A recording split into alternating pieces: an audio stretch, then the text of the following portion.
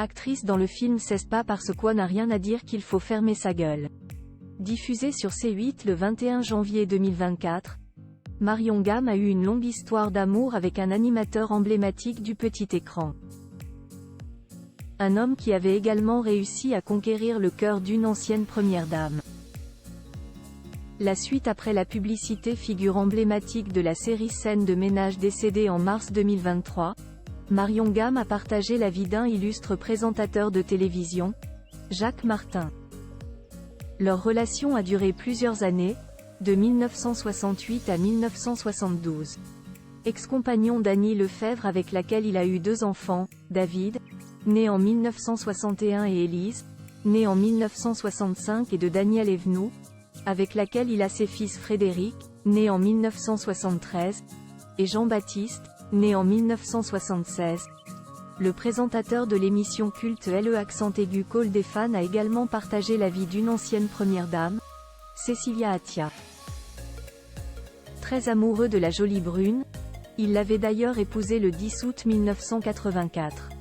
Elle s'appelait alors Siganer Albéniz. Anecdote qui a toute son importance, le couple avait été uni par le maire de l'époque de Neuilly-sur-Seine, Nicolas Sarkozy, qui épousera Cécilia quelques années plus tard.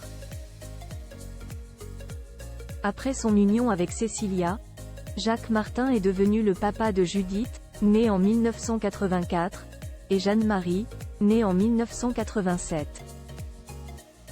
Par la suite, Jacques Martin a été marié à Céline Boisson qu'il a épousée le 20 avril 1992. De 37 ans sa cadette, elle lui a également donné enfant, Juliette et Clovis, nés en 1994 et 1999. Jacques Martin, un homme impossible à vivre? Interviewé par Faustine Bollard dans l'émission Ça commence aujourd'hui, Marion Gamme était revenue sur son histoire d'amour avec Jacques Martin. Un homme doux mais capable de grosses crises de colère et même qualifié d'impossible à vivre par la comédienne. Son drame, c'était qu'il voulait être comédien. C'était un immense pamphlétaire, un présentateur de génie. Mais il était jaloux, avait expliqué la comédienne, confiant que son ancien compagnon l'avait vue comme une rivale sur le petit écran. Elle ajoutait, c'était quelque chose à laquelle il n'avait pas accès. Il était très populaire à l'époque, mais je représentais son échec. Sur le plateau de Jordan Deluxe, elle déclarait également qu'elle n'avait rien à faire avec cet homme. J'avais ma carrière à faire.